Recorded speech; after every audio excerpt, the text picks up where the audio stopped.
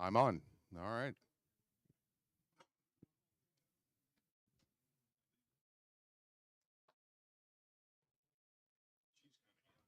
And welcome to the Kansas City Woodworkers Guild April meeting. Y'all take your seats and curtail your conversations. We appreciate that.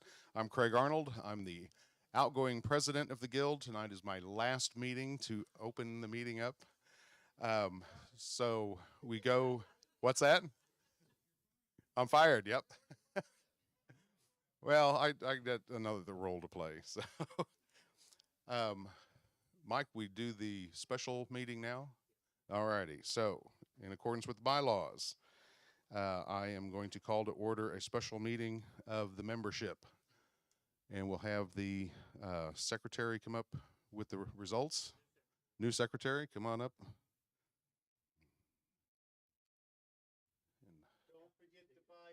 Yeah, don't forget to buy your raffle tickets. Grab a mic. He's going to be on the green microphone. All right. Jeez. Microphone works. That's awesome. Good evening, everyone. How's everyone doing? Good. It's good turnout. A lot more people showing up. That's what we like to see.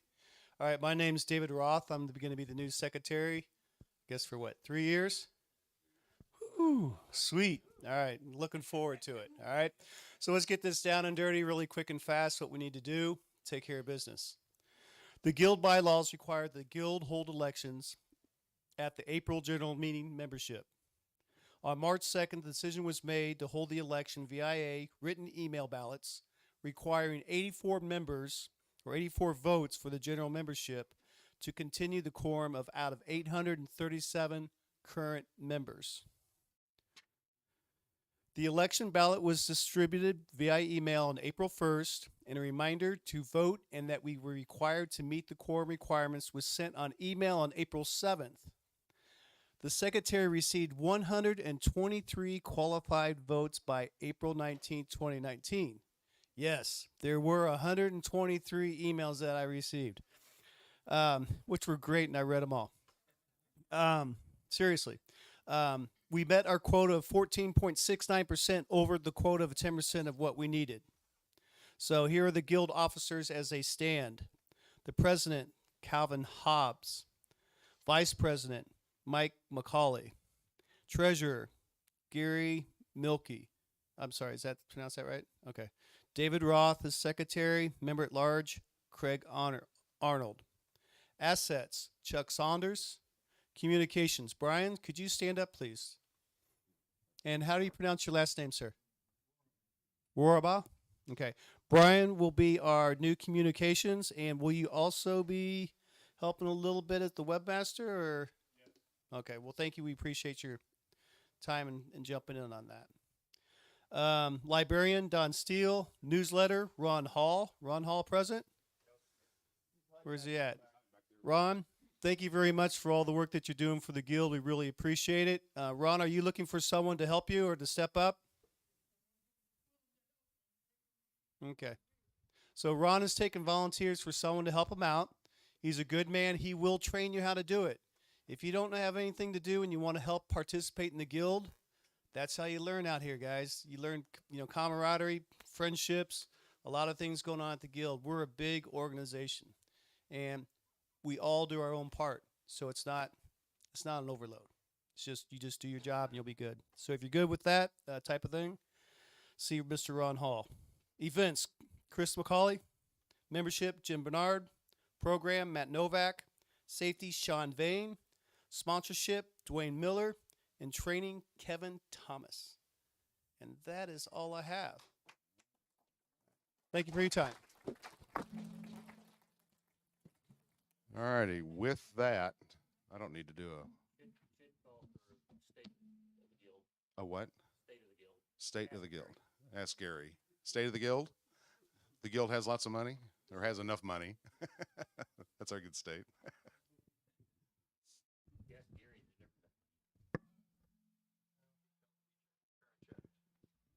Okay, Craig. Hello. Yes. Yeah, Craig. You are turning over the Guild in good financial condition to our new prez, and we want to congratulate you for doing that. The Guild is in good shape. We have about $250,000 in assets overall. This month, we did invest about $9,300 in plywood, which is Baltic birch. And our concern was that with the war going on in the Baltics, that the Baltic birch was going to be hard to come by. And so Lester Bloomer had a shipment coming in, and he said, "Hey, this may be the last shipment." And so we bought what he had on hand, which is $9,300. So most of that, or all of that, has been allocated to the turf boxes. So those of you who want to buy Baltic birch, you got to find your own. You find your own source. Other than that, we're in good shape financially. Our membership renewal went very well this year, and class revenue is also doing just fine. So we're in good shape. I'm happy to report, and Craig, you did a good job. Well, thanks. I felt like, when I started as president, we still had a lawsuit that we were trying to get out from under. That resolved itself, resulting in us being more open and more transparent with what we do. So all the minutes and all the financials of every meeting is always back in the library. If any member wants to go back and look at it, there's 2 binders back there that have all that in there. Plus, it's also posted online. So in the members only section, you can see all the minutes, all the discussions that happen at every meeting, and all the financials month by month as Gary prepares them. So.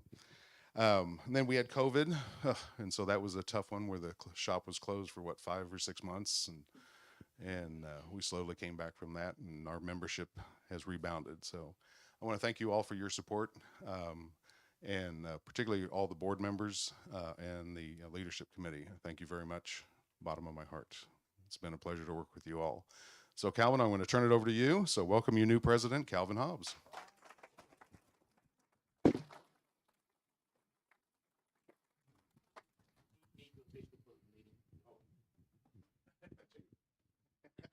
So we need from the membership, we want to officially close. So do we have a motion from the floor to close the meeting? Matt? I need to know who. Matt Nowak. Second by Lonnie. Okay, let's have a vote. All agreed? Aye. Anyone opposed? All right, we close that meeting, so it's done. I also want to say thanks, Craig, for doing a great job. And it's been nice to be on the board as you've been kind of leading things, and I'm glad you're still on the board, because I'm probably going to be like, what do we do this? How do we do that? Because even though I've been showing up at the board meetings, I don't feel like I've done very much. So, except. And so typically, Craig starts out, and we wanted to welcome everybody. Who do we have here that's first-time visitor? Do we have any visitors? Daniel and Jim from Rockler. First-time visitor? Awesome, new member. What's your name? Brian Azorski, welcome, brand new member. Any other new members tonight? All right, hopefully we'll keep them rolling in, and our membership is doing very well. Now we typically go around and ask our officers to see if they have anything specific to report. I don't have anything specific to report, so we'll go to Mike as the new VP. Anything specific? Nope. Tim is not here. Gary just talked. I'm assuming you don't have anything else, Gary. So Chuck Saunders, anything to report tonight? You selling anything tonight? Okay, not selling anything. Communications. Ron, it used to be Ron. Now it is Brian. Anything specific you want to talk about, Brian? Okay. I think one thing that we typically like to remind everyone, we can be found on Facebook and on Twitter and on YouTube and on Instagram. I know that sometimes I have posted my projects on Instagram, and I typically try to tag the guild. So if you all have projects, I don't know who's hooked up on Instagram or not. You know, probably more of your kids are hooked up on Instagram. But hey, if you're doing something and you want to post it, tag the guild. It's kind of fun to share those. Same thing with Facebook. Sometimes there's great comments on Facebook. People will reach out and say, "Hey, I don't know where to buy lumber," and usually we have quite a few members that jump in and say, and then people get inundated with like 18 different comments. But sometimes I've done that myself, and sometimes it's a great resource. I haven't really done much with Twitter for the guild, so maybe that's something we can do. And then on YouTube, all of our meetings the videos are posted. Many times our skill builders are posted. Skill builders are once a month. We have typically a member or someone comes in to share their skill. And if you haven't done one, then maybe you should step up and do one. Think about what you don't have to be an expert. You just something you're working on. So it might be interesting. It's always fun to find out what people are working on. But Kevin Thomas has been doing podcasts where he's been interviewing members and sometimes people outside the guild that have something that we're interested in. And you all should check that out on YouTube. I think the videos are awesome. Some of the men and women that are been part of the guild that I've known for years, I didn't really know a lot of their story, how they became a woodworker. It's kind of fun to get to know people that way. And then you can, share that, press likes. To Kevin, what other things do you like to say? Like, share, and subscribe. Also, back to the communications, Ron is still doing the newsletter, so we're thankful for that. He puts a lot of effort into that, so I can't thank Ron enough for that. He's always looking for people to write articles in the newsletter. And I know that my participation in the newsletter has been hit or miss. I think my participation probably needs to start going up as of today. But if you've got a newsletter article, we would love it. Send it to Ron. We would love to put it out there. You all are working on cool stuff. We'd love to hear it. We'd love to hear it to see what you're doing. Let's see. Website, any workings with the website? I know, Mark, you're kind of outgoing. Mark's here, right? Anything special with the website at the moment, or no? Okay. We have a great website. If you haven't been there, check it out. Don, library.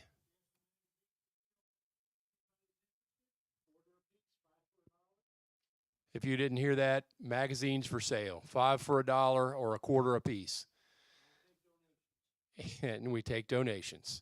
So, whenever I go in and out of the library here, I always tend to grab a magazine and pick it up and flip through it like, man, this is great stuff. It's just maybe magazines aren't exactly what we do right now, but, you might need a little bit of, reading in your bathroom or something. You never know. We've got a lot of materials here that you might enjoy.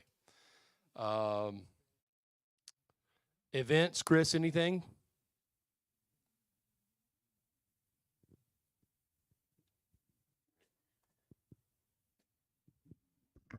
So tagging on to communications a little bit, I'm going to send out an SOS for help.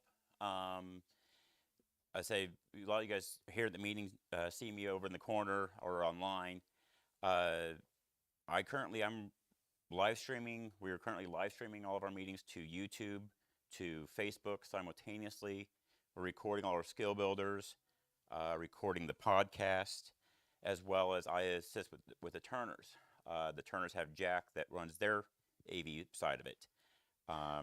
Jack and I are both getting a lot worked. There's a lot of stuff going on with the AV side of the communications, as far as lots of video recordings, and we want to start expanding that on more. Talking with the Turners, what we would like to do is get together a team of combination of turners and woodworkers who are interested in it.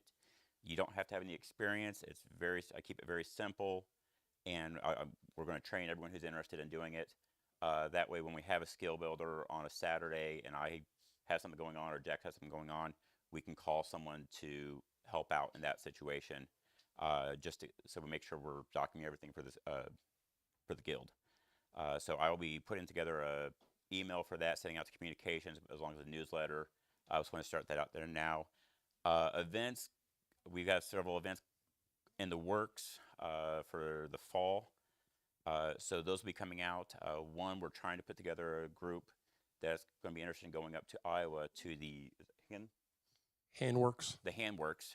We're also trying to see if we can coordinate with the Handworks, taking a tour of the Craig factory that's up there as well.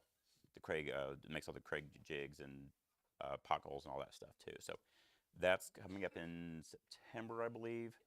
And then we're already starting thinking about Christmas already. So that's going to be in the works next too. So anything that's going to help out with events or with AV, see me. We'll get in touch with you on that later. Awesome. And thanks for all the work you do, Chris. He is always busy. I went up to Handworks I believe that it got canceled last year, and it was scheduled for 2 years ago and it got canceled for COVID, and then they were going to do it last year and they didn't pull it off. So I'm excited about that. I went up to the one that was 2 years before 2 years ago. So I guess that's 4 years ago. I did take math in college. But Handworks, if you haven't been, it's in Amana, Iowa. And I would say, I don't know, some of you might know a little bit better, but maybe it's 4 hours away. That might be a good guess. And if you think about the who's who in high-end hand tool woodworking, they're all there. They're selling their tools. Roy Underhill is there sometimes. A lot of the Safam has a booth. They're doing hand tool Olympics. They've got all the people making tools from all over the country, sometimes all over the world. I know those Vesey tools. I think Chris Vesey was there. The bench crafted guys, they're the ones who actually host it. They're the guys from Amana, and it's just a great time. It was one of my favorite woodworking events. Sometimes, you can go to the ones in the convention centers. Now, I don't know if we even have these anymore, but you walk around and maybe you find some people you like and connect with, maybe you don't. But I found that I was there for 2 days and I felt like I didn't have enough time.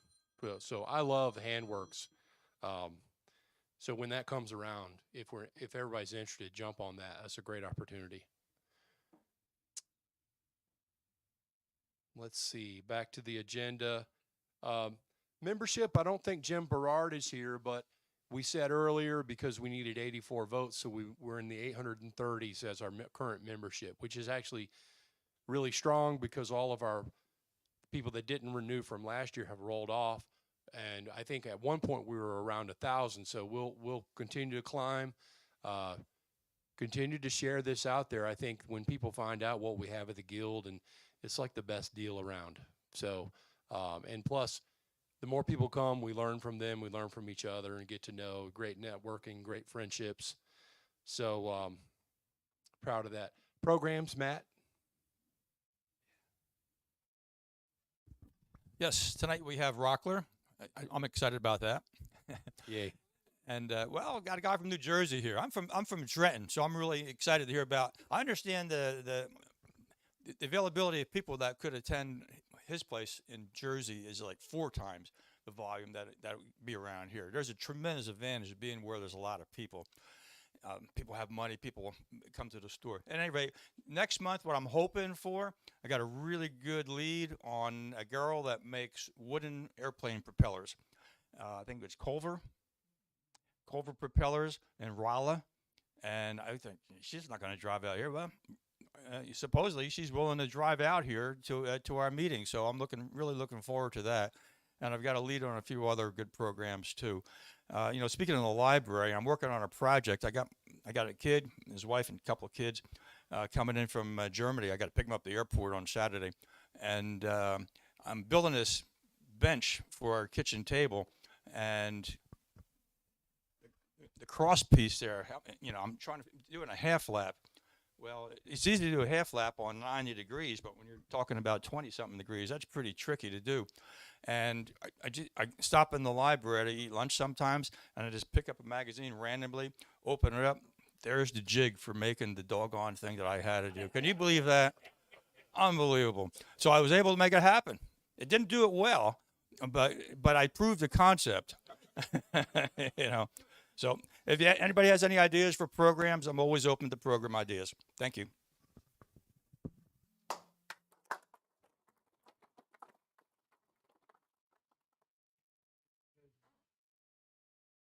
All right, safety. I know, is Steve here tonight? So, Mike, do you have any safety comments? You want to come? The outgoing safety man.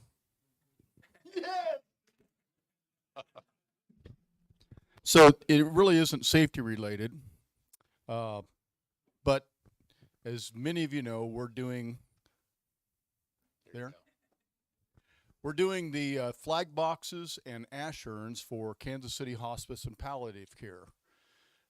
We've got prototypes that we've built right here. We just had Cindy Lynn and one of their chaplains, Ralph Testerman, to do the podcast a couple of weeks ago. And right now Cindy is asking that we come up with 5 flag cases and 5 ash urns. And they anticipate they're going to need at least that count every month. So we're working on getting a line on some inexpensive walnut. We'll know more here in a week or so on that acquisition. I've acquired licensing rights from the different branches of the military to utilize their logos, so we can laser etch those on the ash urns. It's a disappointing thing for me to find out that when someone is cremated, their cremains are handed off in a plastic corrugated box. Now, I don't know how many people are going to plan on having their cremains sitting on the mantle at home after they're gone, but we're at least going to be putting them into a vault in a nice looking box. And this is for our veterans. Kansas City Hospice works with the VA and the We Honor Veterans program to do this. So they'll be providing the ash urns and the flag cases free of charge to those families who have a loved one who's served in the United States military. This is the least we can do as an organization to support the people who've pretty much given it all, whether they died from it or not. Absolutely. So I've already got 5 flag cases built and ready for finish so I can get those delivered. But we've got Odie's Oil has stepped up and they're providing us with finish for these flag cases and urns.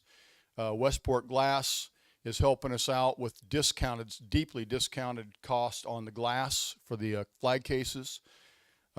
Everything else we're working on donated material, and the Guild is pretty much picking up the bill for whatever costs we incur on this project. So if you want to help, I'll be sending out notifications when we're going to do builds on these. They're really pretty simple to do. We're going to work on probably a design change to the flag case from what we used to do.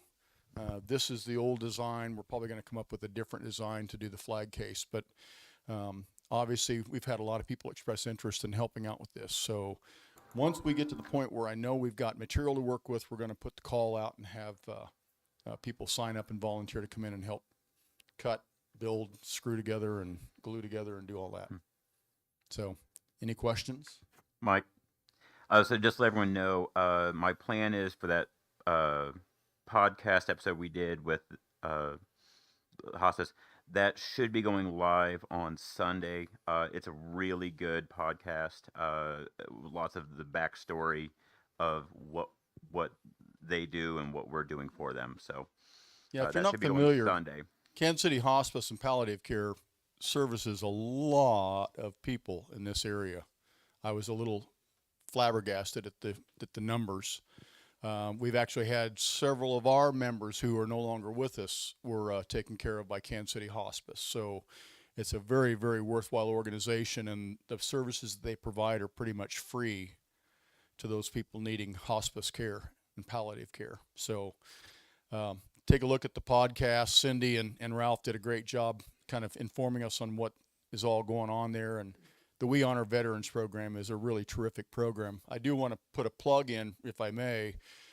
Steve contacted me here not long ago indicating that Ryan Lawn and Tree, who has made a major donation for us, they're part of the National Arborists Association, and every year all of those member organizations go and they clean up and take care of the trees in the national cemeteries.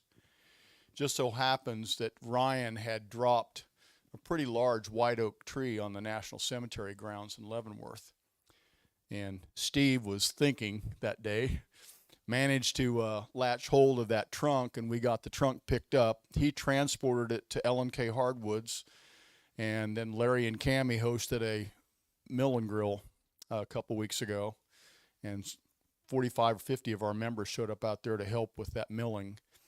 So we're going to have a white oak, quarter sawn white oak, going into the kiln. It'll be about 6 weeks after it goes into the kiln, and it'll be ready.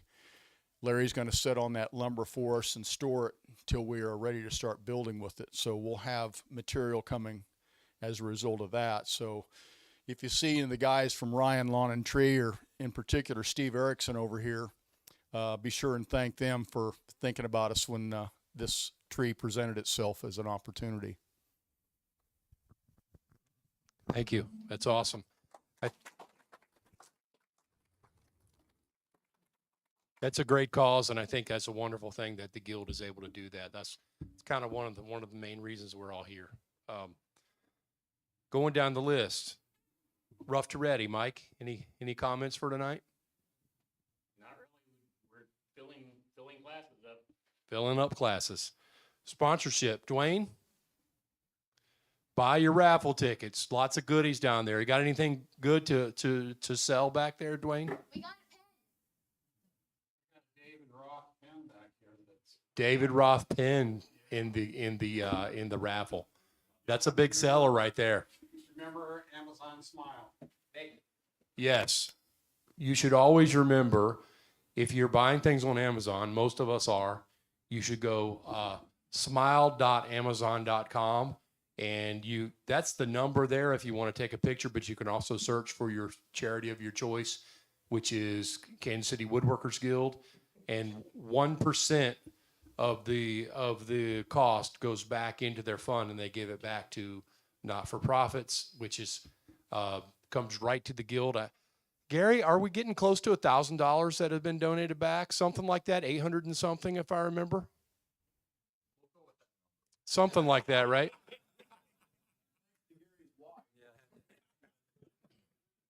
I know.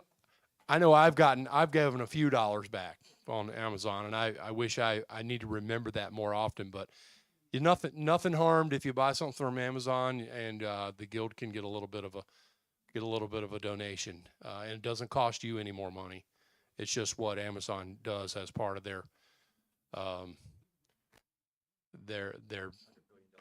yes.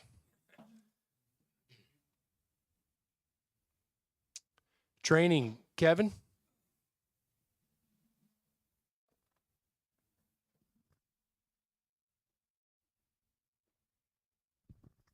Hello, everybody. As far as training goes,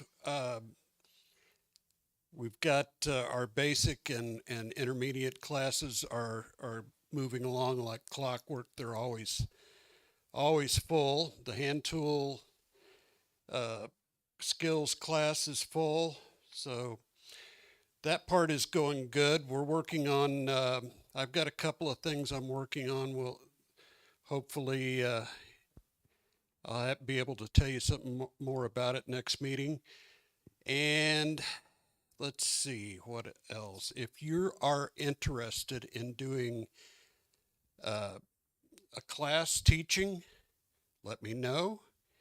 If you've got something that, a skill you want to share on the skill builder, contact me with that.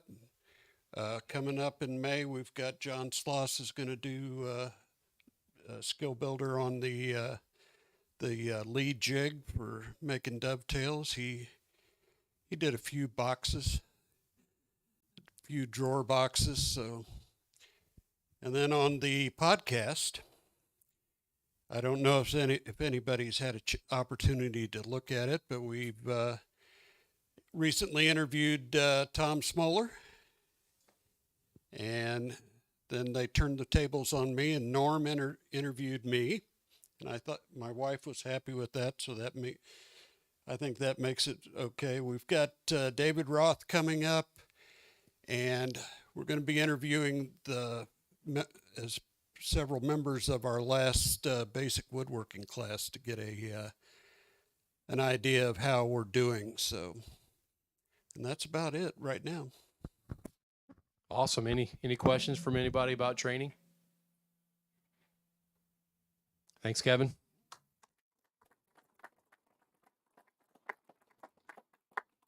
All right. Typically at this point, we reach out to all the different SIGs, and SIGs stands for Special Interest Groups. We've got a handful of those here at the Guild that meet periodically, typically monthly. Anything from the carvers? We'll be doing, we have power carving, traditional carving, and then pyrography. You'll see all those three. Just come on, and each one of us has our own little project we do. So power carving, traditional carving, and pyrography. Fourth Tuesday of the month from 6 to 9. Yep. Okay. CNC, Gary? Good meeting yesterday. Typically, it's held every third Tuesday of the month from 6:30 to 7:30. So if you're interested in CNC woodworking, come on out. I'm typically not the CNC guy, if you guys don't know that. Hand tools. Is Rob here or anyone to speak for the hand tool group? Well, I'm not sure what they have planned, but keep your eyes open for that. Fourth Sunday of the month from 2 to 4. Typically they do something. What's that? The Candlebox Project. So Candlebox Project, still going on. Great. Scroll saw. John here?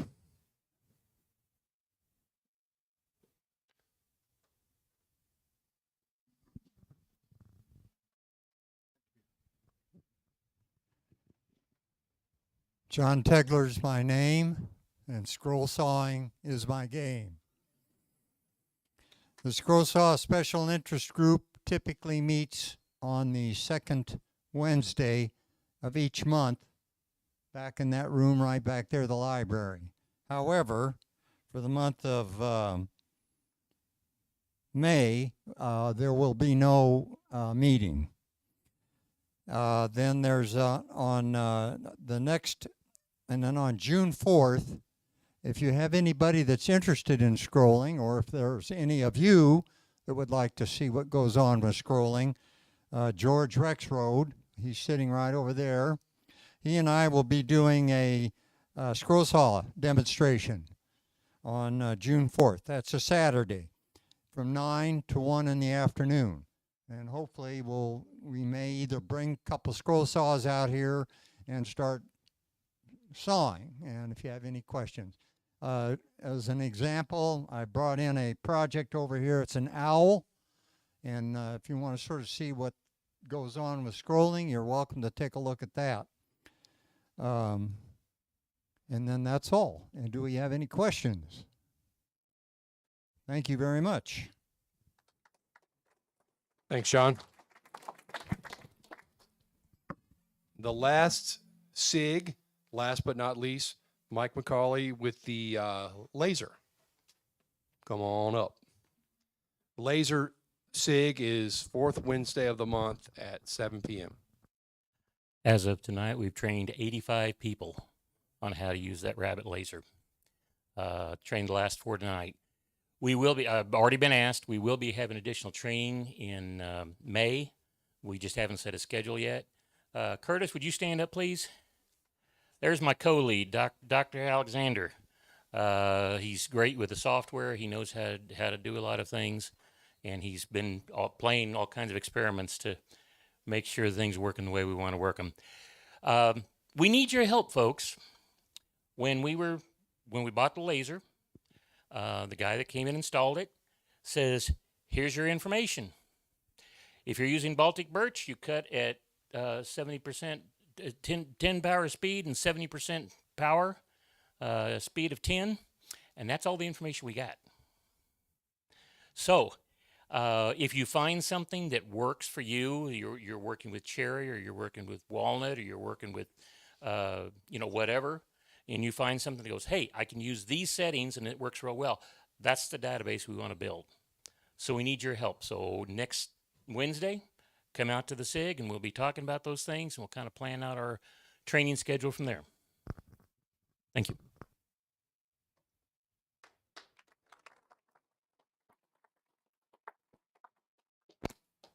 Okay, I think that gets us through most of our plug and chug agenda. We've hit all the buttons.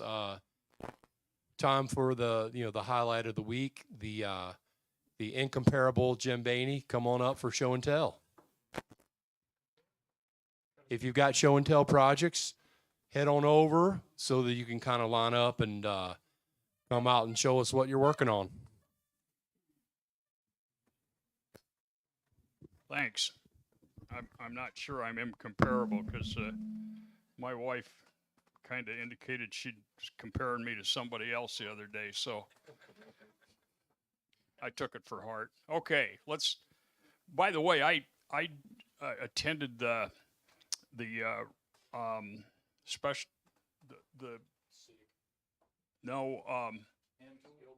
skill builder a couple of weeks ago, and really picked up some great information. And on top of that, and I'll see if I can't bring them in next month. My wife, for her birthday, received some canvases that were painted by a niece of ours who lives in Australia. And these canvases are huge. And so she wanted some frames built. And these frames are really big. And going to that skill builder really helped me put the inlay in those frames. So that was a really good class. Highly recommended. Thought I knew it all and found out I didn't. Jim. Okay, let's Jim, go. Yes. That skill builder will be going live on our YouTube before the next skill builder, so at the end of the month. Okay. Good. It's about inlay, and he primarily did his inlay in picture frames. And so if that interests you, that certainly did me. Okay, Ken, come on up.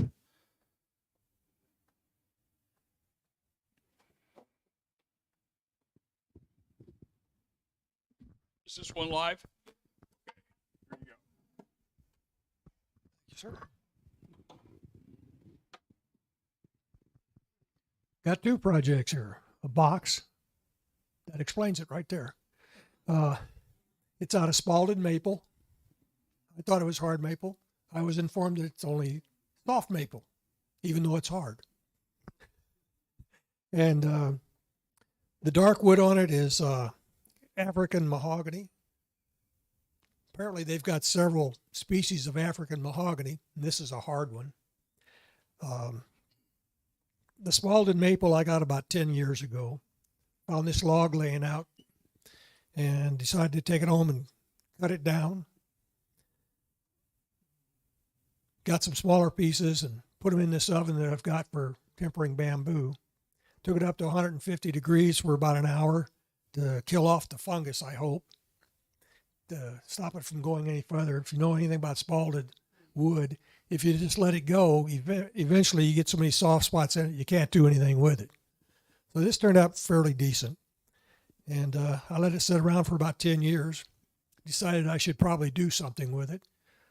Saw a picture of a little box that I liked.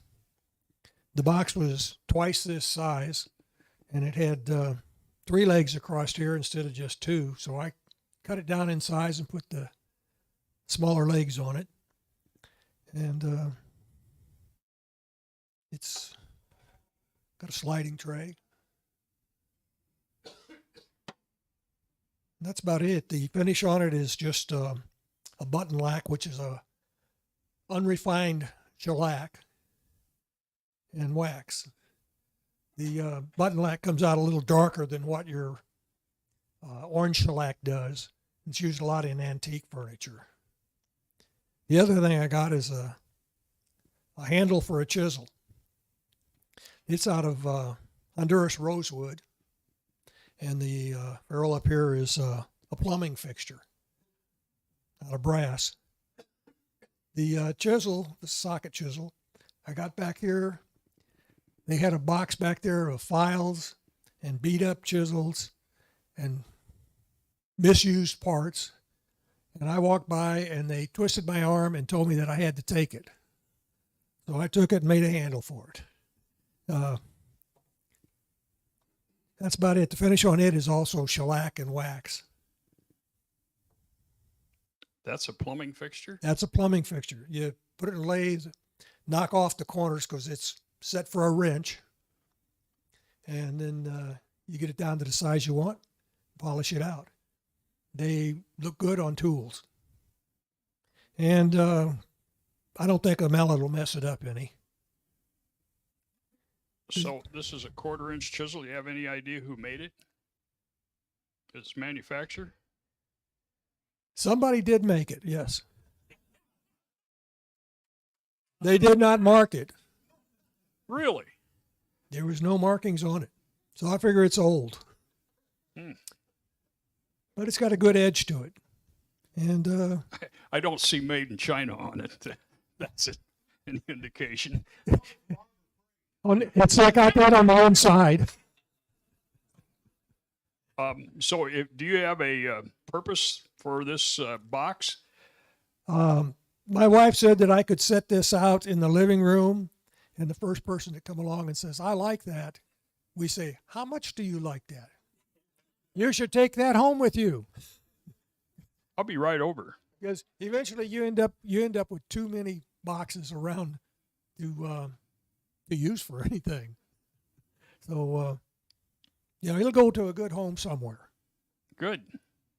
Any questions about any of these projects? This is an awesome. That reminds me. I've got some rosewood that would really work well for changing out the cherry. I don't know how good it'll be for a handle on a chisel, but on a 1/4-inch, I don't figure I'll be hitting it hard enough to mess it up, because rosewood is a little brittle sometimes. But I've got this piece of rosewood that's probably 4 feet long and 1.25 inches in width, squared off, and it's just right for handles like this. Very good. I've had it for a long time too. Very good. Any questions? Thanks. Oh, that's good. Thank you.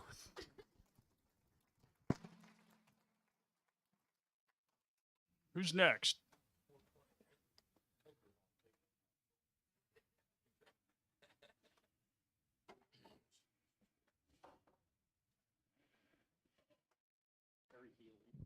Here you go. Hi, I'm Harry Healy, and this is an American Kestrel that I made. Do I not have it? Sorry, I'm soft talker.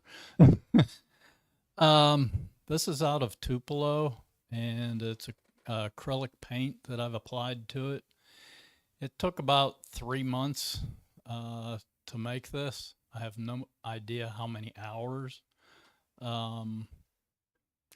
It was a very labor-intensive project. I've never done anything to this extent before, and you have to just take a lot of different pictures that you can get off of the internet and try and go from a one-dimensional to a three-dimensional caricature. So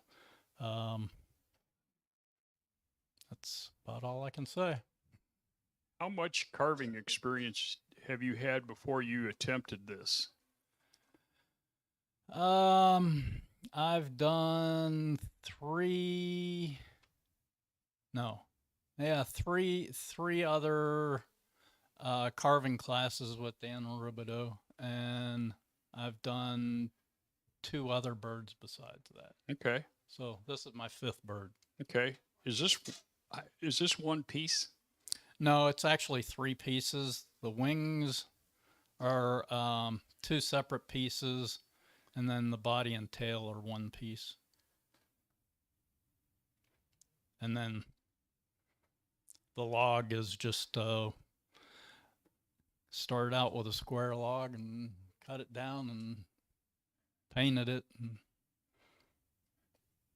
Did you drill the holes in it? no, it was like a wormwood. Okay. I'm just amazed at the detail. And this is what kind of a hawk? It's an American Kestrel. Yeah, same thing. Sparrowhawk? Yep. Awesome. The detail in this just astounding. Got Yeah, another the painting took quite a while. got another project that you're inspiring to? Yeah, Dan's doing another class, so Well, shucks. so yeah, that one's going to be a much bigger bird though than this one's. It's a Peregrine Falcon, and yeah, that'll be, I don't know. The wing on that is bigger than the width of this, so it's going to be pretty big. So this is going to be a display in your home? Yeah, I don't know what else to do with it, so yes, my wife's going to get tired of these things, I have a feeling. Wow. Well, if you get tired of it, I know a couple places that you can display this at. So, all right. Any questions about? Yes. How are those feet? Are those carved? They're actually metal. You use metal rod, and then you put epoxy putty over them, and then you can carve the epoxy putty. So how big are those pieces of metal? Are they 1/16 of an inch or something? A little bigger than that. I don't remember the exact size. But so the claws and everything. Each of them, they're all pieces of metal. Do you braze them together, or what do you do? I'm not talented enough to do brazing, so no, I just epoxy. I used epoxy glue on it. Yeah, just 2-part epoxy. Take Dan's class and find out. Yeah. Any other questions? Awesome piece of this. Wow. Thank you. Yeah. Thank you very much. Thanks for showing that off. Who's next? Harry, John? had you done carving before you took Dan's class? About 20 years ago, I did a little hand carving, but I only did 2 small projects. So to come up to this level, you took Dan's class, and that's what you learned how to do.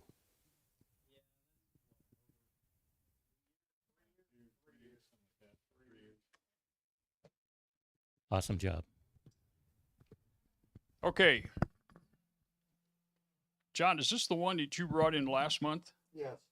Is this complete? Is this thing on? I'm getting closer and closer. So it's not complete. It's still a little bit more to go. But anyhow, this is a owl mandala, and I've been experimenting this time by I tried using some black stain on the wood. And anyhow, this is the back. And then you place the There you go. you slide that up to there.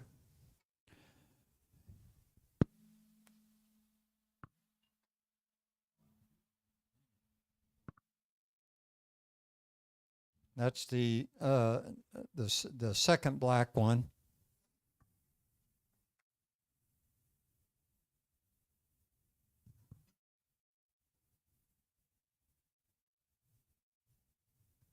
and then another white one.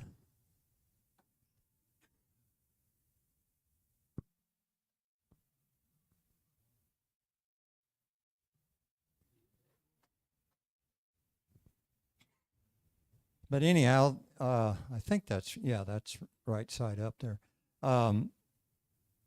It looked sort of interesting.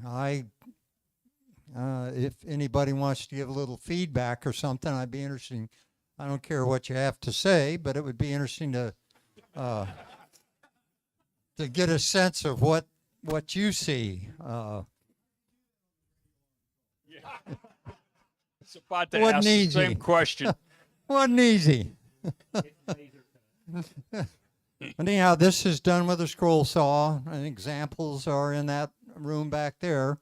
And there's probably 250 to 300 holes in the complex. Each one you drill a separate hole, you cut it out, and then you drill another little hole, insert the blade, cut it out.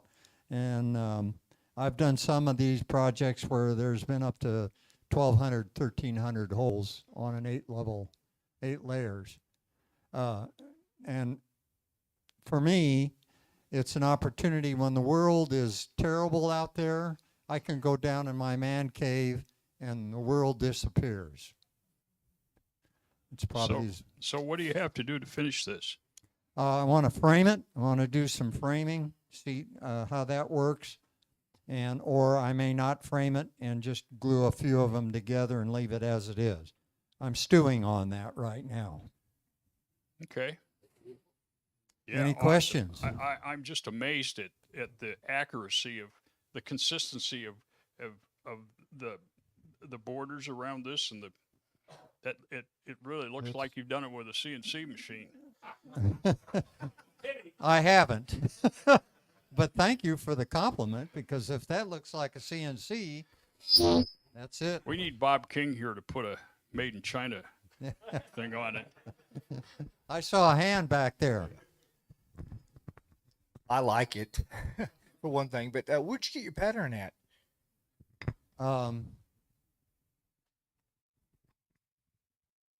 It's inside there.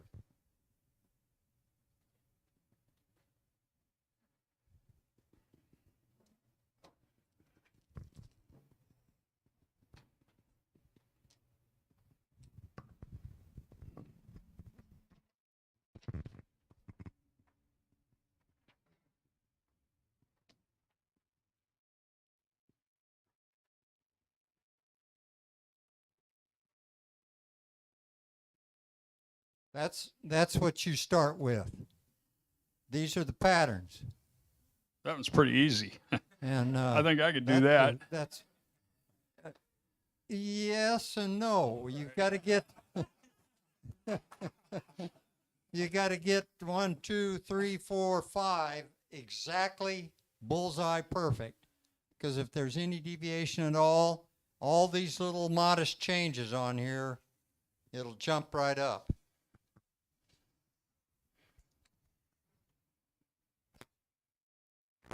And the more complicated the pattern gets, the more difficulty. But anyhow, that's the pattern for the bottom.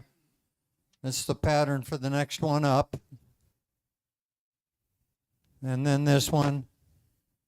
And then this one. And then the final one here. And then as you cut them all out, then you stack them up. And you can, I'm thinking of maybe even trying multicolored. I don't know. I don't know. Any other questions?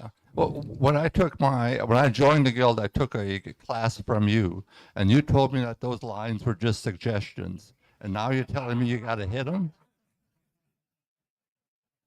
Well, to a certain extent, that's true. Because if you deviate a little bit off of these, and if you're careful how you do it, nobody will ever know the difference. But you can't make abrupt changes. You have to make them. So if you make a mistake, make it a gradual mistake. I don't know if that answers Kevin, you your got a question? Yeah. It's on. Are you going to be teaching scroll sawing? we do have another class. We had one last week. The next one is July 9th. That's probably either the second or the third Saturday. Yeah, that'd be the second Saturday. We'll be teaching an introduction to scroll. So I understand they're all filled up. I'll take that class if you teach me how to do this.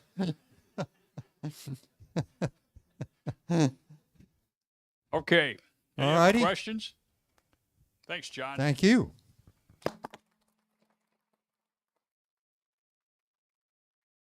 All right. Who's next?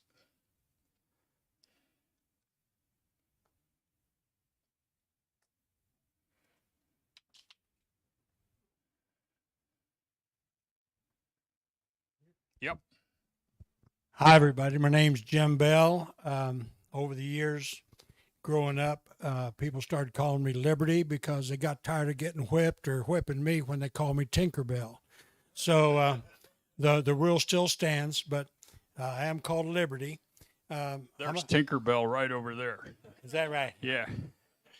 I am a flag guy, and I just went through 43 days of radiation for prostate cancer, and I had some experiences with some people that I was having waiting in the waiting room with, and some of the things that we talked about.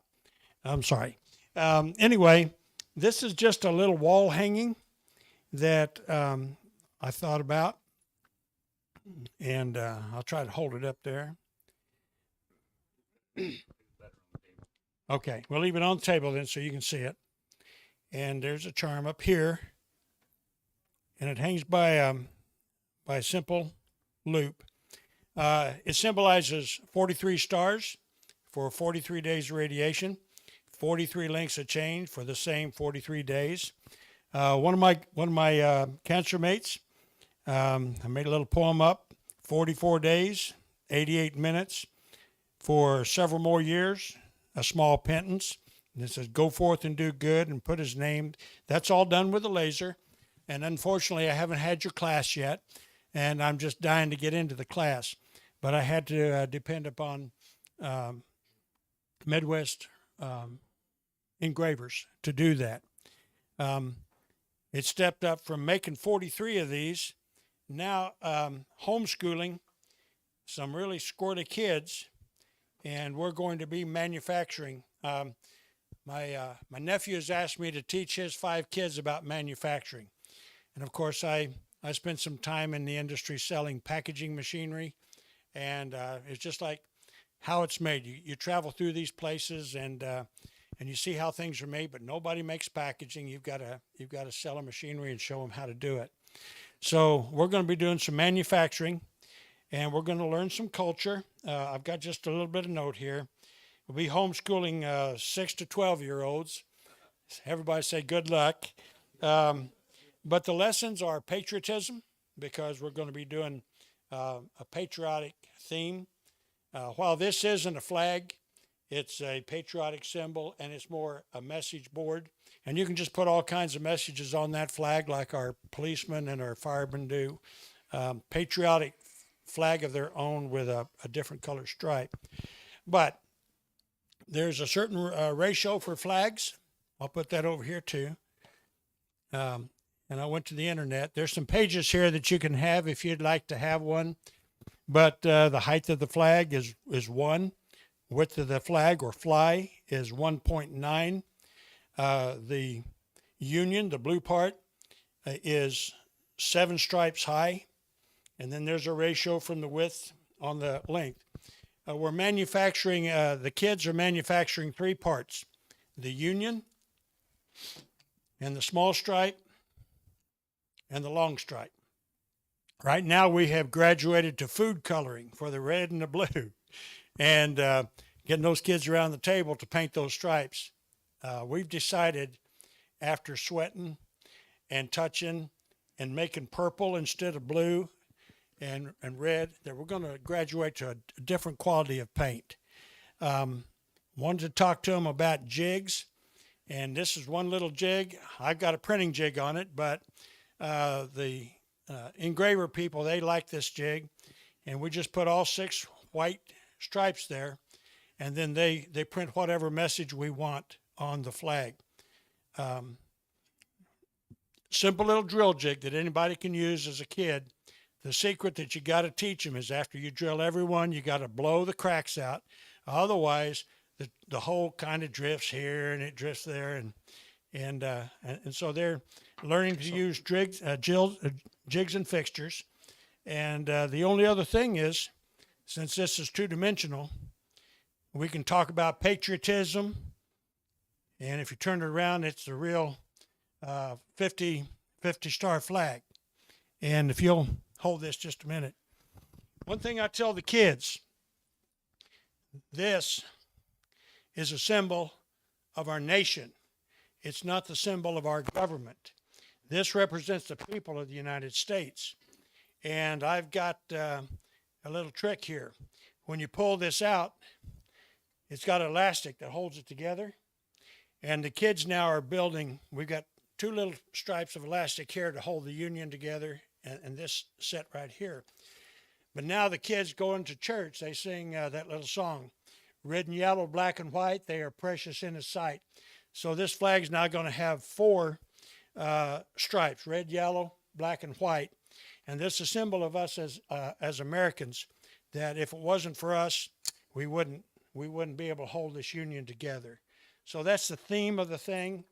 And we've got some people interested in buying some. So it's now a matter of teaching the kids about manufacturing and then teaching them how to make money manufacturing for college. So, good. How you doing? A little squirrely, but they're doing good. No, how are you doing? Oh, Little squirrely, but oh, you mean yeah, that other stuff? yeah. How you know, doing from? There's other men that's gone through this. I'm doing fine. I went through with fine colors. My last week was Tuesday. Did you ring the bell? Oh, definitely rung the bell.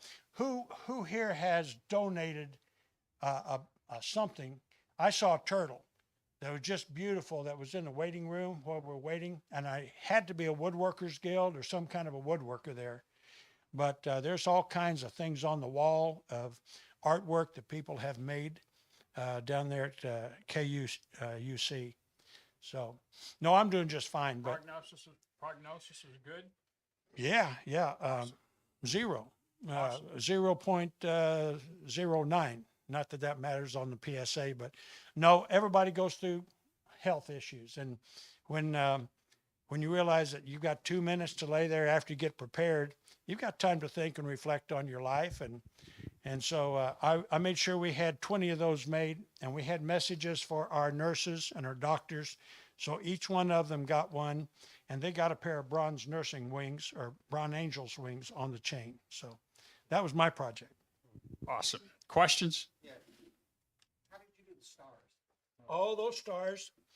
I've got a good friend that makes signs, and he cut vinyl stars of the pattern, and then he put them on a transfer page, and you can just push them down and press them on. So it was a pretty simple way to make the stars. Those are a little bit hard to make in that size. Yeah, I couldn't figure out how you did it. Any other questions?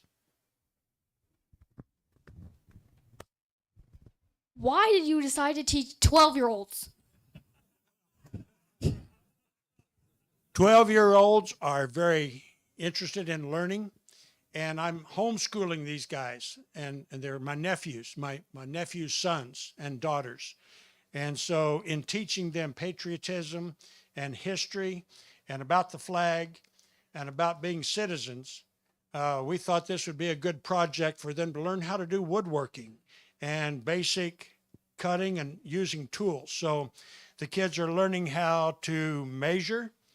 They're learning fractions, decimals, ratios.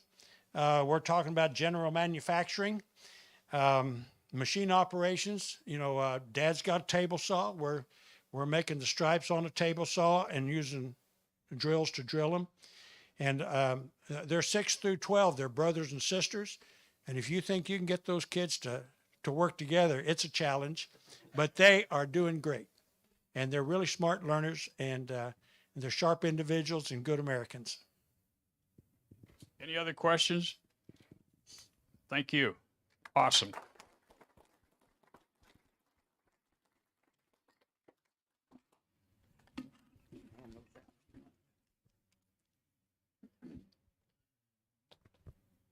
These are available for taking? Okay. I'll put them up here for anybody that wants them. Okay. Hi, I'm Russ Amos. Some of you guys don't know me, but a lot of you do. Sorry, I haven't been here for a long time. I was working with a young lady building a table, and we had to do a lot of edge sanding of walnut from a tree that she had cut down. And so I thought, gosh, it's so hard to keep a sander straight when you're working with just 3/4 of an inch piece of wood. So I got thinking about how to make an edge sander, but by the time I got the edge sander made, we'd already finished the table. So, but anyway, it's just my own little design. It uses a DeWalt sander, and it can be set to any angle you want. Here, I'll show you here in a second here. You just loosen this little knob right here. You set it to whatever angle you want. Now, right now, it'd be like 90 degrees. And you would move it along your edge of your board, just like this, and sand that edge, especially the end grain, which is really hard to do. Or if it's got a chamfer on the edge of the table, you can set that at a different level. So anyway, it's just made out of scrap pieces of wood. And I've got drawings for it, but I made some modifications to the drawings, but they're very similar to this. If anybody's interested, I can email them to them. You can sell that idea to Rockler, I bet you. Well, Yeah. I've sent a note to Fine Woodworking Magazine and Woodsmith, and I've yet to get any kind of a answer back from them yet. We will respond. So have you sent them into the tips Yeah. for? Yeah. Okay. Yeah, with Because I've never seen anything. I've sent the whole bunch of pictures to them too. So, but like I say, they haven't responded yet. Okay. Questions? Thanks, Russ.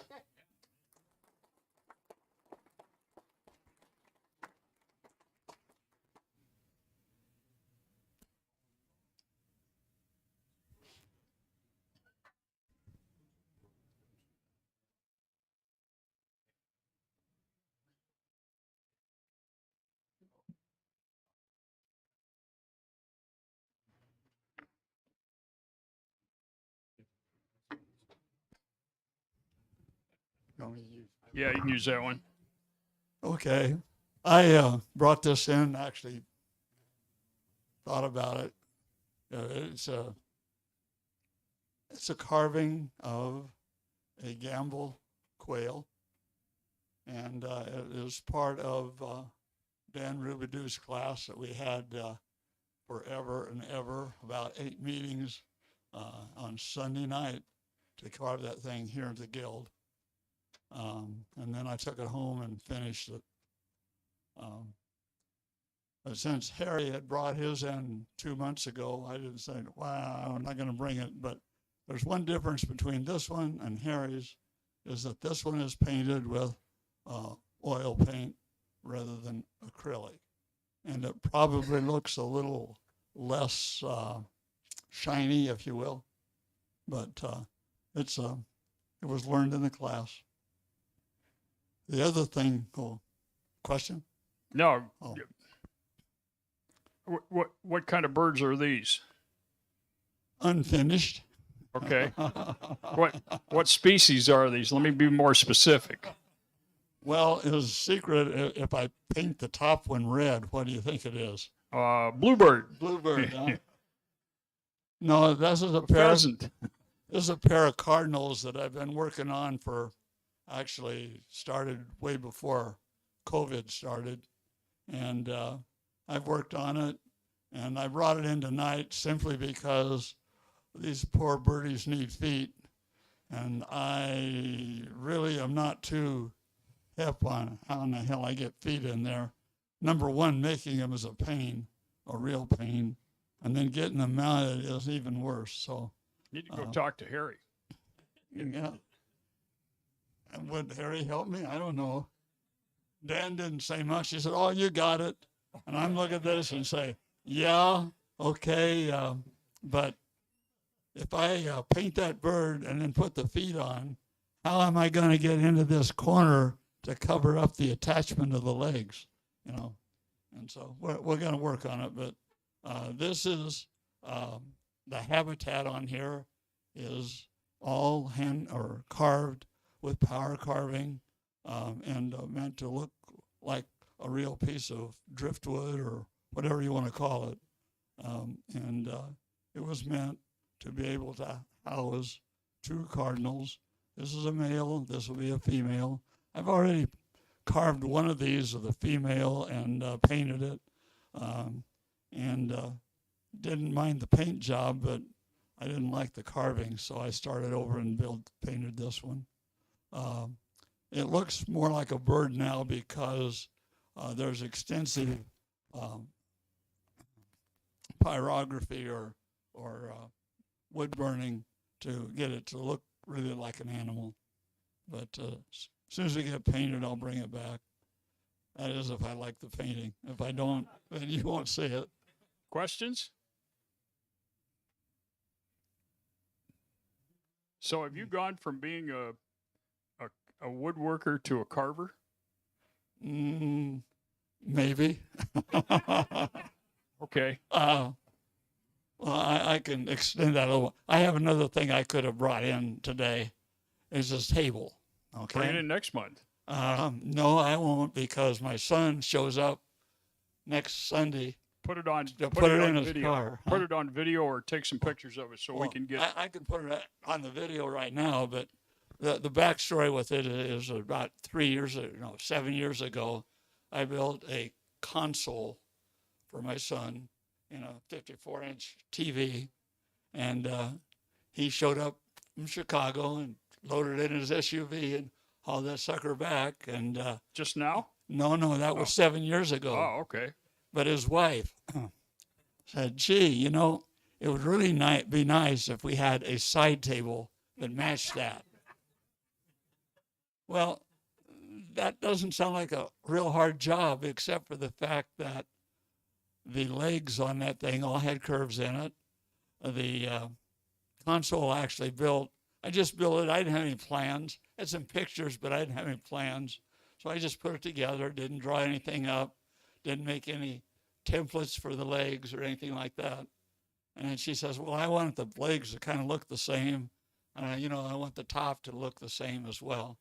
And it was made out of cherry and cherry plywood. And I said, "Well, I can't really do that, without just out of the clear blue." So we were up there at Christmas. I took transfer paper and copied the legs. Then I came back here and tried to make the table.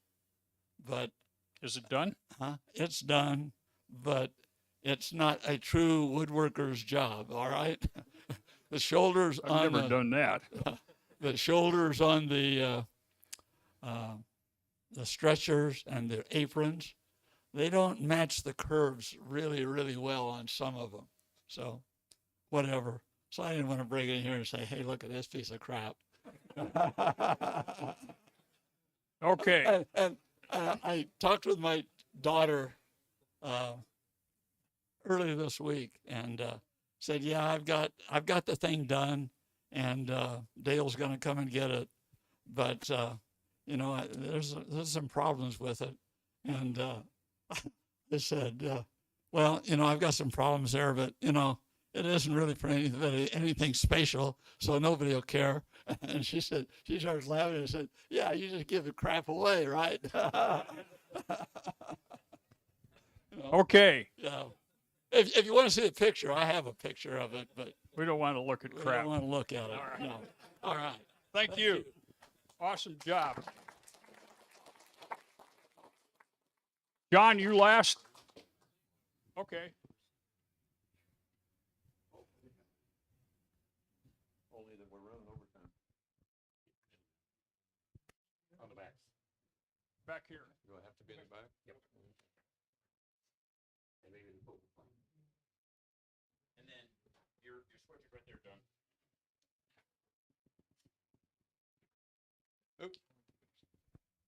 This is No, you talk into this. talking to this yeah. one, and I think I'll be safe and do this.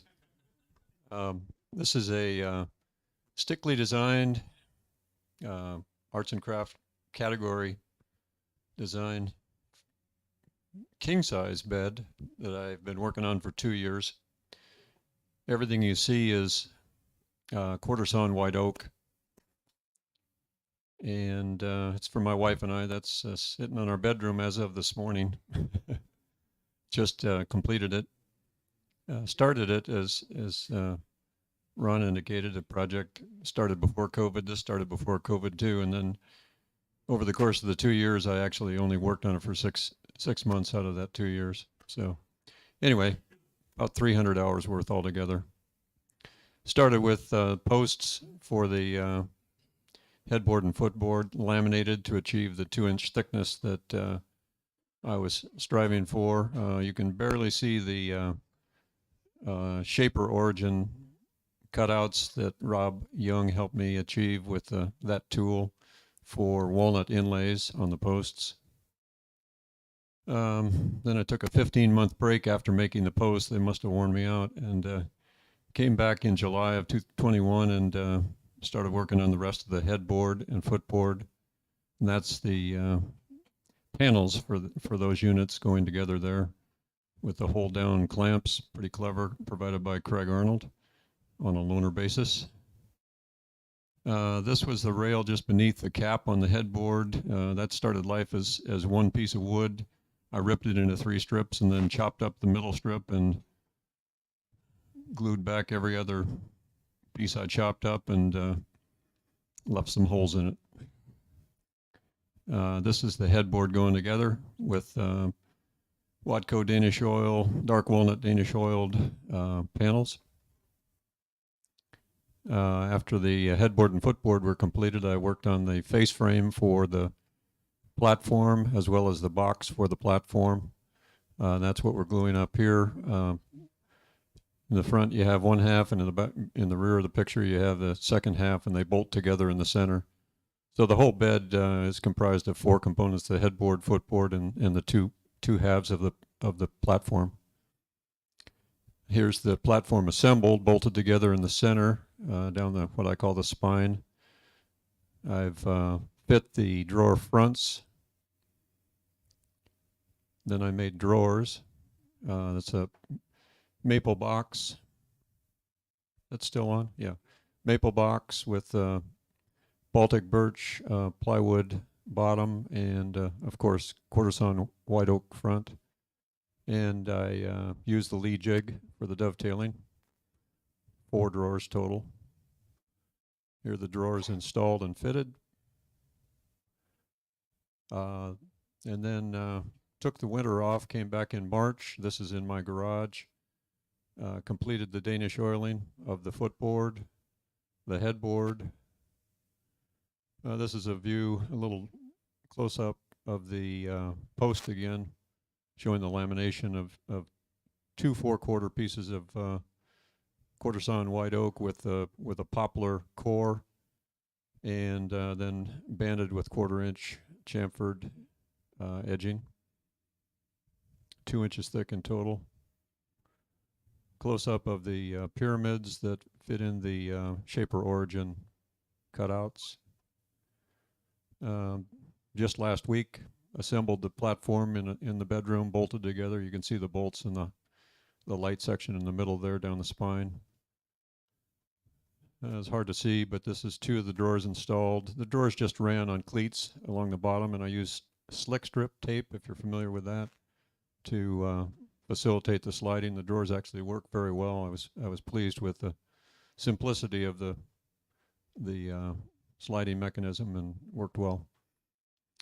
Hard to see in this slide, but the base frame of the platform is held to the posts of the headboard and footboard with panhead bolts going into threaded inserts, and I'm holding a threaded insert installer there to keep the threaded inserts going in straight, and it works terrifically. I borrowed that from Bob Burge, who's one of our members here.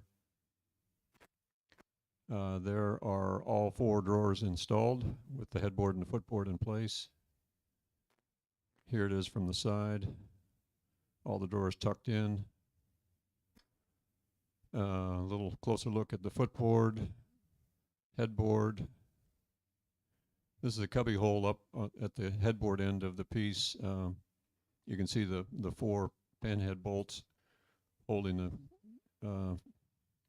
the face frame and to the posts, and the door has a rare earth magnet at the top that secures it, and then at the bottom there's a little cleat that fits into a groove in the bottom of the door. So that simply pulls out like a hatch on a tree house or something. Pardon? There you go. Beach umbrellas, things like that. This is birch plywood in place for the decking the mattress sits on.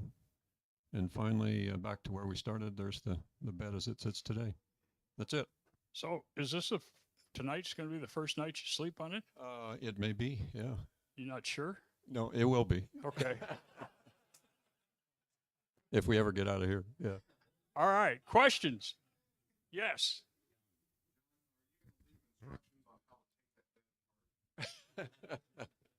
I think the bed will be sold with the house when we're done. John, how Yeah, much Mike. does that bed weigh?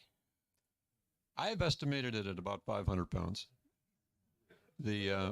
I had to hire a neighbor handyman to come in and move. You know, as large and muscular as I am, I hired a neighborhood handyman to come in and move it into the bedroom from the garage. When was that? Last week.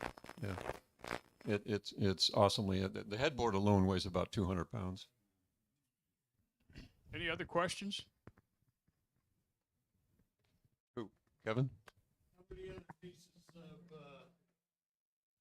How many other pieces of the that style of furniture? Of do you the have bed? ensemble? Yeah. Next is going to be two nightstands that match the. I made 2 Highlands master chest dressers in 2019, and so this complements. This is in the same collection from Stickley, and you can't find plans for any of these things. So I've snuck into Traditions Furniture Store with a tape measure and dimension lines on drawings and filled in the blanks while I'm in the store, and then I go home and do the drawings myself. Carol don't care. What's that? Carol doesn't care. So anyway, yeah, nightstands are next, Kevin. Any other questions? Awesome. Thanks for doing that. Thank you.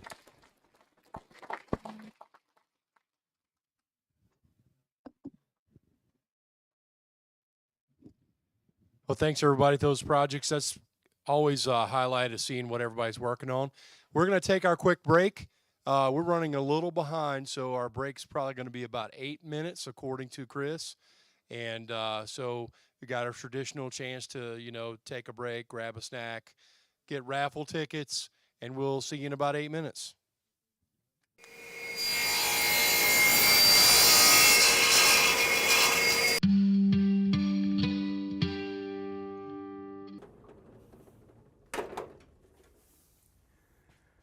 Our presentation today will introduce you to the requirements for the safe use of our Holtz-Hair 1265 Supercut panel saw. Hi, my name is Mike Jones, and welcome to another edition of the Kansas City Woodworkers Guild's ongoing series of machine safety videos. Now, normally, our videos only cover the safety concerns of our machines. However, we're taking this opportunity to introduce you to how to use the Holtz-Hair Supercut panel saw. This saw is relatively easy and safe to use, but there are specific steps you need to master to use this saw.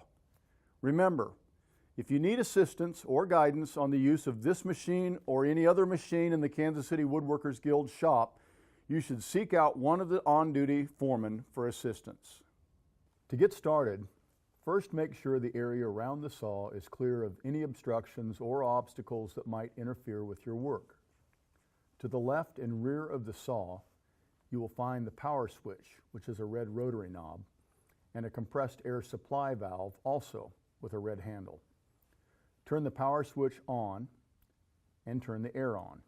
The air is on when you have the handle of the air valve running parallel to the supply line.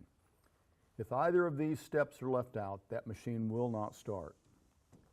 The Holtz-Hair Supercut panel saw is capable of cross-cutting or ripping stock up to 72 inches wide by 12 feet long. This saw is made for handling large 4x8 sheets of plywood. This panel saw eliminates the need to wrestle with a 4x8 sheet of plywood on our crosscut or rip table saws, and the accuracy is every bit as great. To start, determine what is the best way to optimize your rip or crosscut of your sheet goods. If you intend to rip the 8-foot length of your sheet stock, it's best to lay the sheet on its long side on the base track. You also have the ability to rip your stock on the mid-rail supports if you want to rip or crosscut narrower stock. To crosscut stock vertically, you can do so with stock up to 72 inches in size. First, ensure that the orange saw head is oriented for vertical cutting. The blade guard, which is the white portion of the saw assembly, will be vertical. You'll need to set the indexing bar into the stop that is marked at the top of the machine. This positions the saw to cut your vertical cut. Next, set the depth of your cut according to the thickness of your sheet stock. The scale on the side of the adjusting bar has a white scale that allows you to easily set that depth of cut. This also prevents the saw from cutting into the backing rack. Next, set the stop block to the width you intend to cut.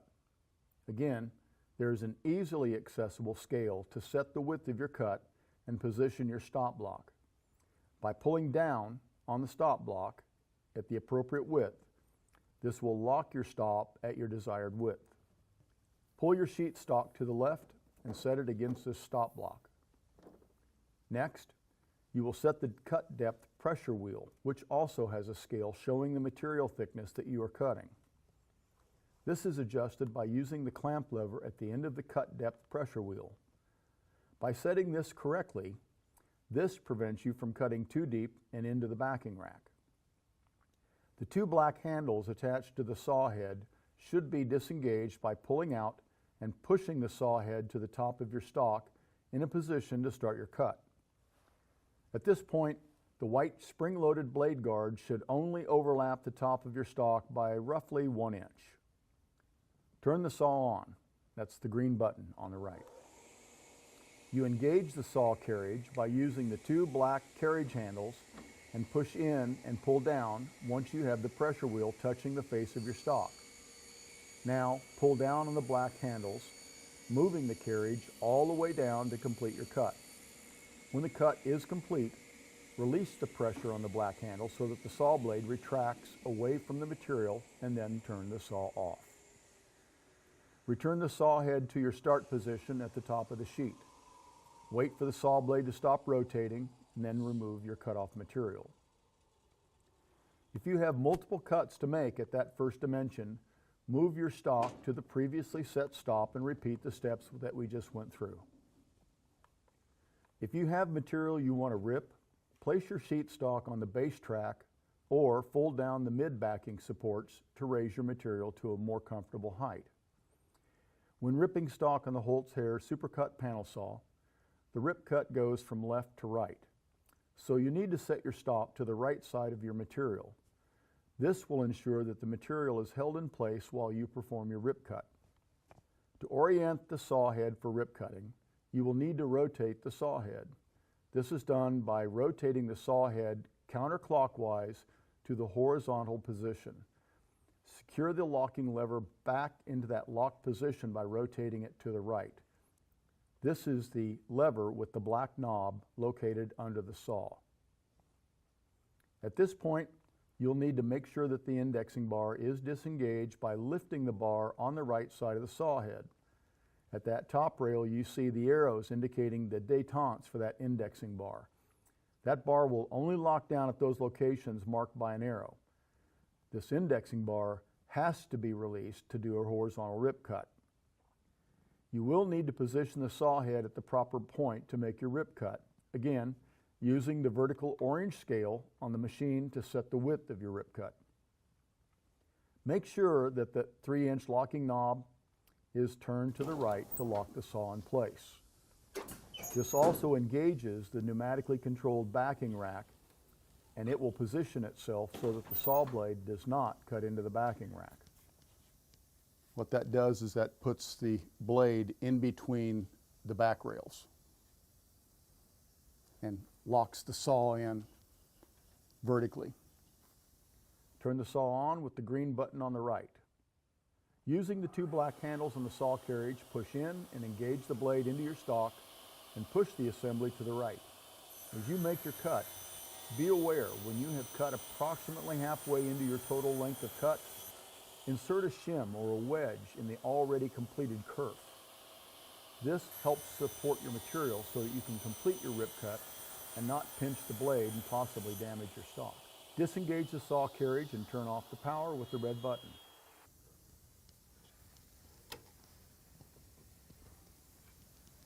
Return the saw carriage to the start position at the left side of the sheet. When the saw blade has stopped rotating, remove your cutoff piece. This is Mike Jones for the Kansas City Woodworkers Guild.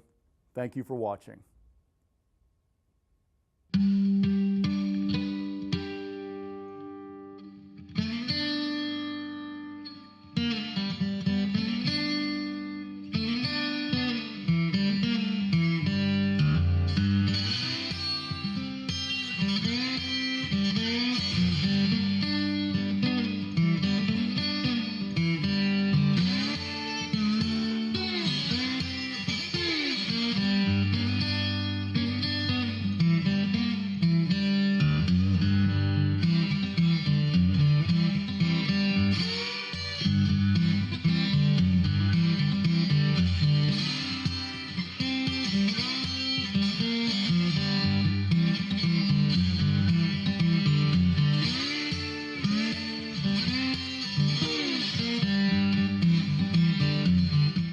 All right, everyone. We're going to get right at it. So if you can wrap up your conversations, find your seats.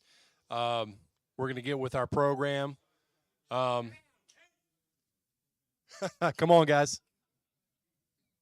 So I know most of you know for many years, woodworking supply places, specialty places, there's not a lot of places to go. I know many years we've been Woodcraft has kind of been the only game in town. In last fall, we all heard that Rockler was coming down. They're located down in Olathe off of 119th Street, pretty close to I-35. So pretty exciting to have them in town. I know that I myself have gone down there and checked it out a couple of times. So thought we would invite Rockler down here to talk about what they've got. Just met Daniel today, and Daniel has been with Rockler 5 years. I don't want to take a lot of your thunder, so we're happy to have you in town, and we're happy to come over and tell us all about what you got. Thank you very much. Thank you. Hello, everyone. Oh, it's nice and loud. So I will be honest. It's my first time at the Guild. I was supposed to be here a couple months ago, and I dropped the ball on that. So I want to apologize to everybody that might have expected me to be here. Personally, I am very sorry. But I'm here today, and I was going to go through a few slides and tell you a little bit about Rockler. But before I do, actually, a quick question. How many people here know of Rockler? I figured. How many people here have been to our store in Olathe? I've recognized half, actually. Some of you I don't recognize, and I apologize. I hope to rectify that in the near future. But one of the things I wanted to do really quick, Rockler is a family-owned company. We have had about 35 stores for a very long period of time, but we stopped opening stores about 6 years ago and switched over and got some new leadership for good reason. We want to expand. We want to expand the company. We've got a lot of great customers, and we want to expand across the United States. So Kansas, Olathe was the first store they wanted to open up. A little bit about me, just real quick. I won't bore you. I was a chef for about 17 years. While I was a chef, it was a very stressful job, so I would go home and I would work on things in the garage. So I was constantly building things to kind of get away from the stress of the job, of course. One day I told my wife I don't want to do this anymore, nor do I want to live in the Bay Area anymore. It's too expensive. So I need to make a change. And that night we were driving out to drop a couch off at somebody's house that purchased our couch from us. And across the street from their apartment, I saw Rockler. I had never heard of it before, believe it or not. This was about 6 years ago. So I walked in. I ended up buying about 5 or 10 different things. But the interaction that I had with the employee at Rockler is what sold me. We had such a great conversation. I was just a hobbyist, but this person that I was talking to treated me like an equal. They were very, very kind, gave me a lot of information, and made me want to come back. So I went home. I applied for a job, and 2 weeks later, I was the assistant manager. And then I'd say about a year later, I became the manager of our store in Concord, California. I ran that for about 2 years, and then they opened this store, and I moved all the way out here to Kansas, which is absolutely wonderful. My wife and I love it to death. It's so much better than California. But that's it there. Yeah. So much better. I lived in Denver for about 10 years, so I was close, but I knew that I needed to get out. So one of the things that we are really proud of is that Olathe was the very first Rockler store to open in the past 6 years. It's the first store to open, and since then we've opened 6 more. Over the next 5 years, we're going to open 26 more across the United States. So we're really cooking with some gas here. I thought it was really cool to show you guys a quick clip of our store actual opening. I'll shut up. It's about a minute and a half, but basically what you're about to see happened over the course of, I'd say, 3 days. Everybody from corporate came down, the CEO, the VP, everybody, even Ann Rockler, who still owns the company. And then now it's going to walk you through some of our departments. Now, you guys have been into Rockler. You're not seeing anything new now, so I'm not going to actually, Chris, you could probably just move on to the learning as we go. Next time I come, I'm going to bring a bunch of show and tell. I learned that today, that you have so many great artists here. The things that you guys put up here was breathtaking. You guys should bring them into Rockler and show them off there as well. So get to the slides. Take your time.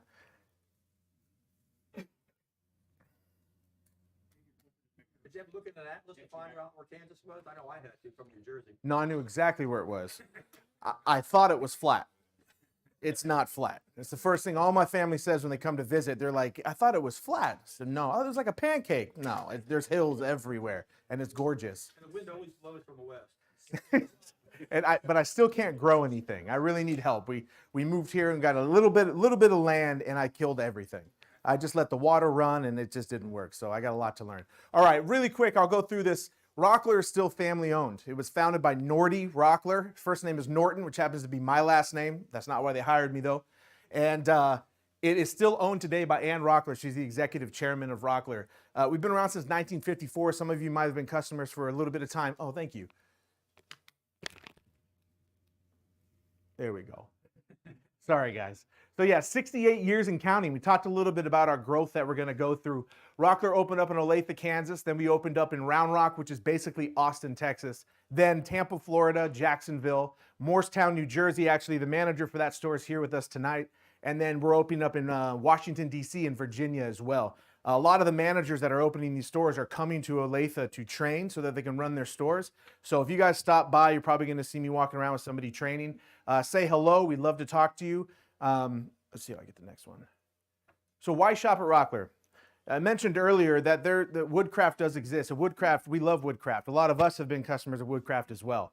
I would say the differentiation between Woodcraft and ourselves is that we care about having a conversation with you and solving your problems. That is paramount to us. Not saying that it's not a Woodcraft. They're fantastic. But Rockler really, really drives the customer experience. When you come into our store, we want you to feel like your family, and we're not kidding. We really, really, really, really care. We want to get your project off the ground. We want to solve any any problem that you have with the solution, which is why Rockler is known for award-winning innovations. Norty Rockler, when he founded the company, he wanted to kind of build the core of the business around solving problems, because all of us, when we're doing woodworking problems, we always come up across something.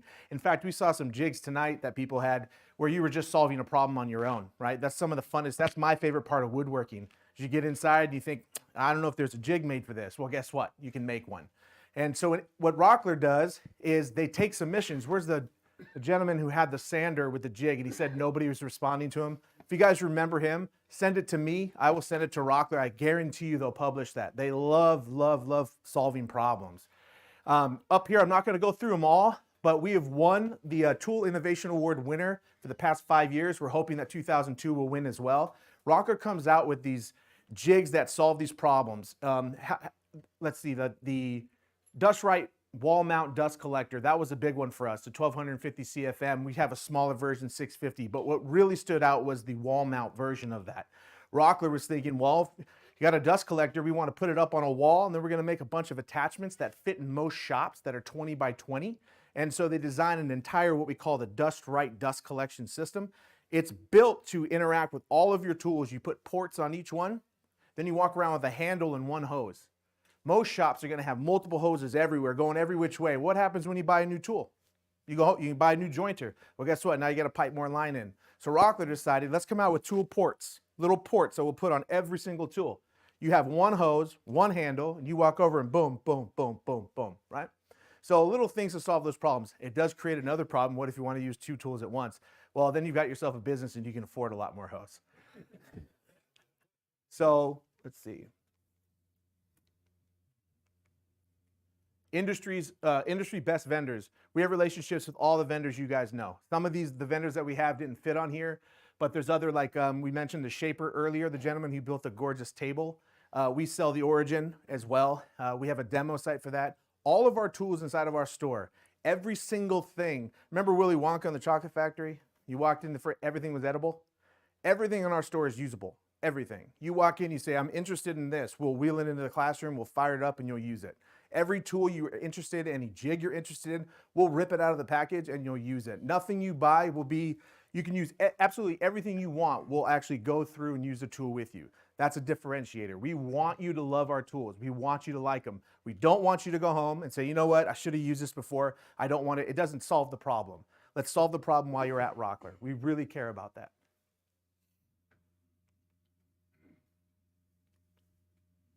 Lumber. Well, this is the most important part. The lumber that we have are going to be over 50 species of wood, small dimensional lumber, and slabs. We have mini slabs and full-size slabs. I will tell you that our slab selection isn't the largest, but we're working on it. We had issues getting slabs during the COVID crisis. You guys remember that? Okay. We had some issues getting slabs, but now we're starting to get them back in. Somebody mentioned Baltic birch.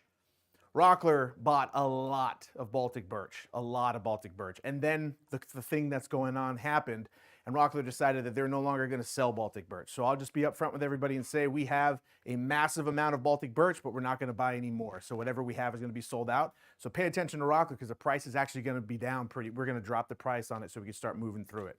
We're still working on the next plywood that we're going to get in. However, I love Baltic birch, but I believe what they're doing is right.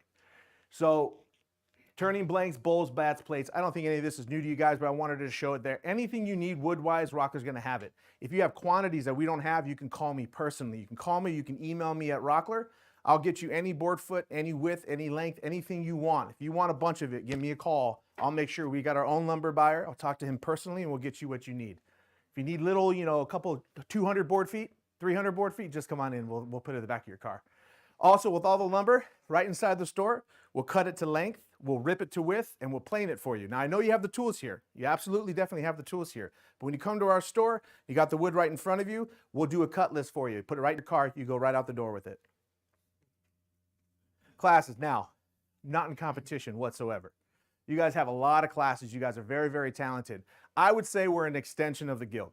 Our classes are going to be pretty affordable. They're going to start anywhere from $50 and they can go all the way up to $125 if it involves epoxy. We do have a cabinet making class. One of our employees is a young cabinet maker actually, but he's really enthusiastic. That class runs about $350, but you'll build the entire cabinet, the doors, the drawers, everything. You'll learn the whole process in a 4-hour period. I know it doesn't sound cool, but this kid makes it happen. That includes supplies? Everything. $350. Oh yeah, and that's another thing about our class.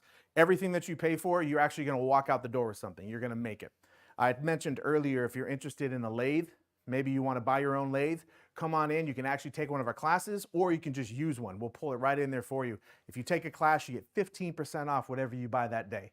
15% off minus power tools. I don't make the rules. wood turning, cutting boards tutorials.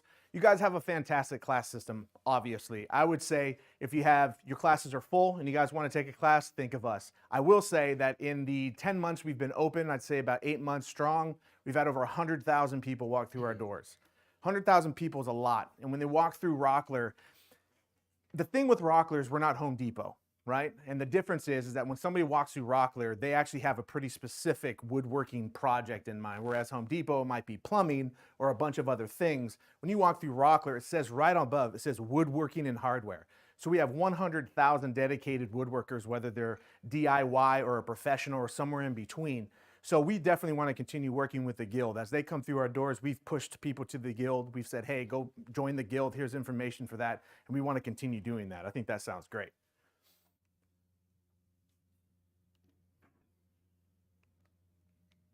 Sharpening.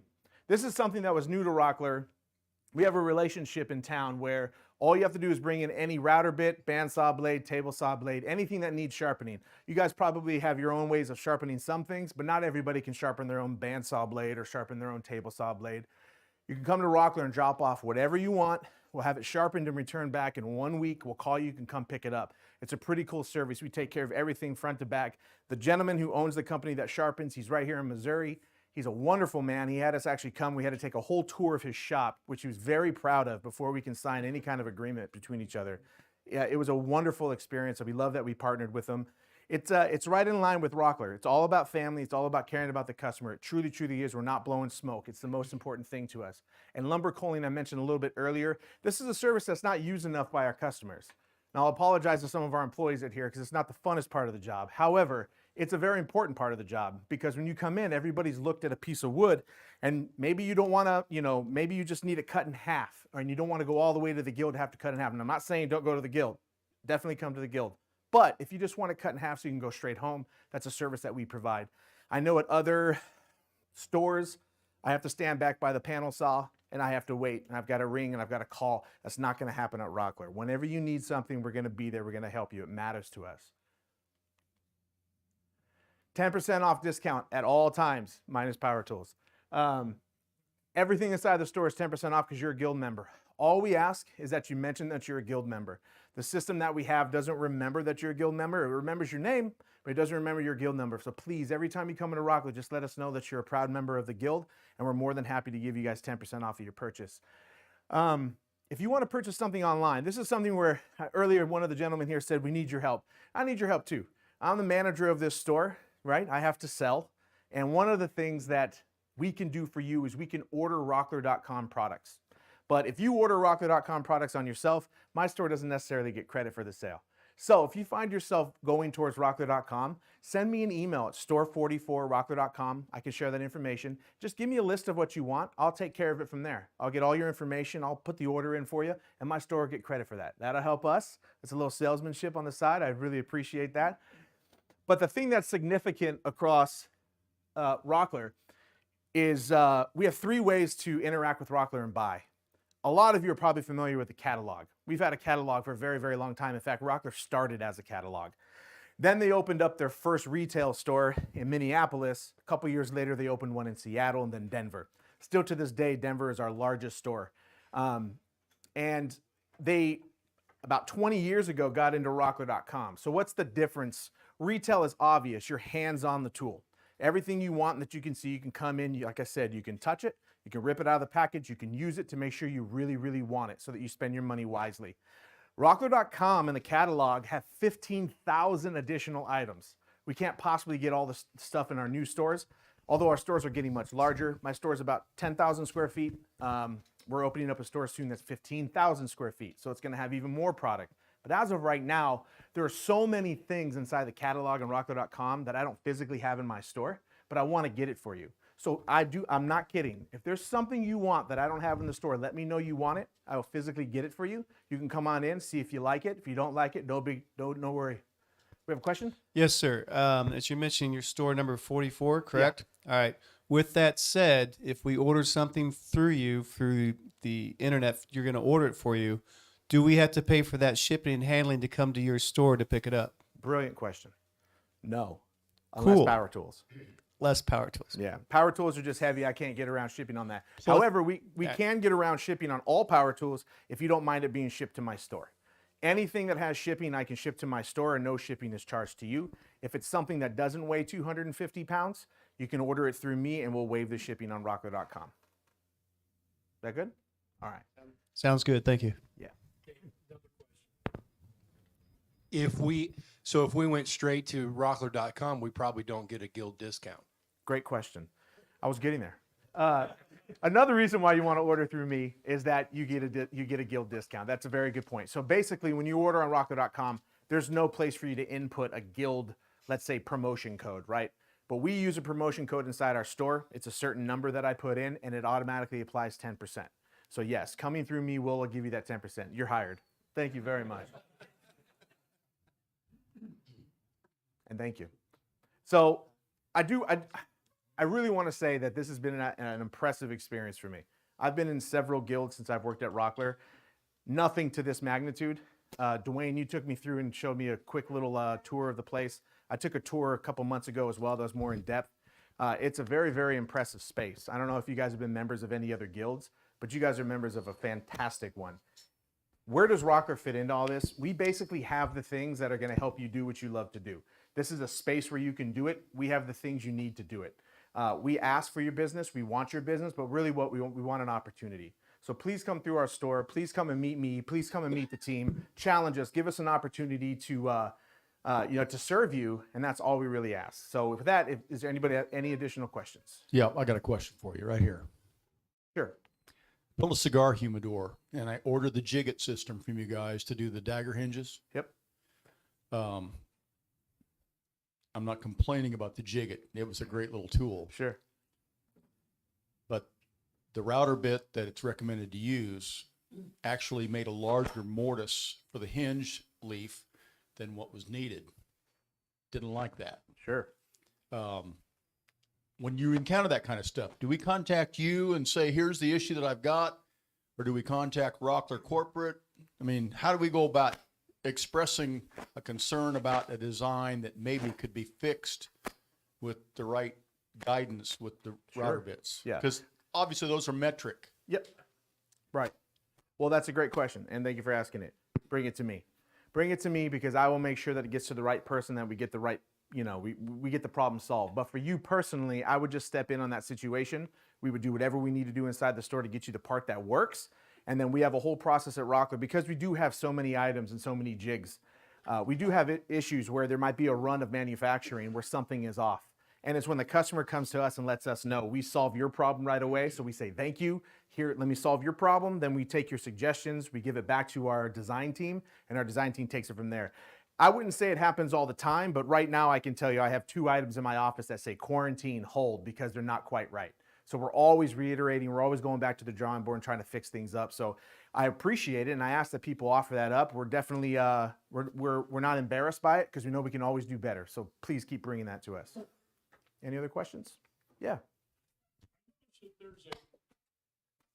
I noticed that there's a similarity between Rockler and Craig in terms of, do you guys have a special relationship with Craig? I wish we would have more Craig. Yeah, no, we don't. We don't have a special relationship. Rockler Blue is Rockler Blue. I do know that I've heard this, that Craig's, their color is what, trademarked, I guess it is. So the blues are a little bit different, but there's no relationship there.